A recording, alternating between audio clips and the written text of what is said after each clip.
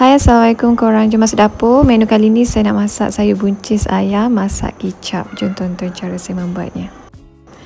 Okey, ni ada isi ayam. Bolehlah potong kecil-kecil. Lepas tu bila dah cuci semua, letakkan serbuk kunyit, garam dan ajinomoto secukupnya.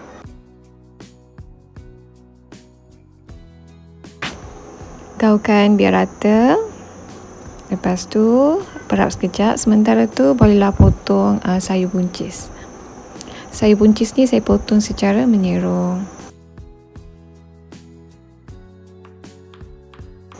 Selain tu ada juga bawang putih, bawang merah dan cili, semuanya dipotong.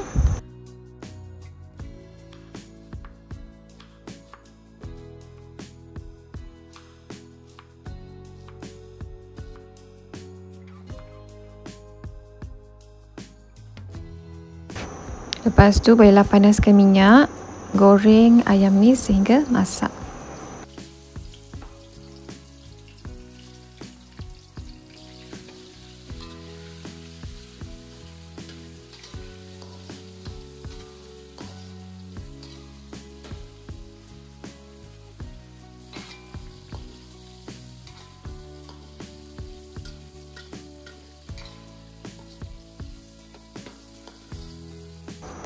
Kemudian bolehlah masukkan bawang putih dan bawang merah yang diiris tadi. Teruskan kacau sehingga bawang tu layu.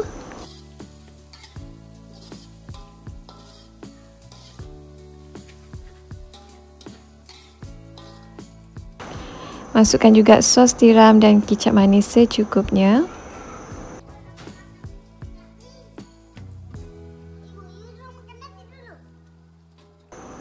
Teruskan kacau biar dia sebati.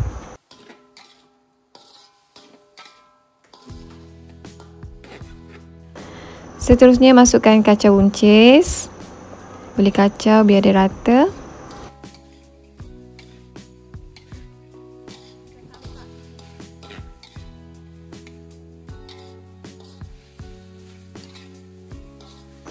Masukkan juga cili yang dipotong tadi. Teruskan kacau.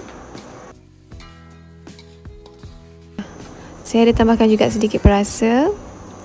Lepas tu teruskan kacau sehingga masak.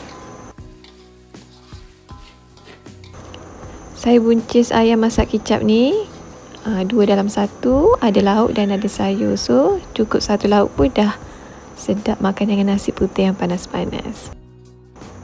Okeylah korang, itu saja sedikit perkongsian daripada saya untuk kali ni. Thank you korang for watching. Bye, jumpa lagi.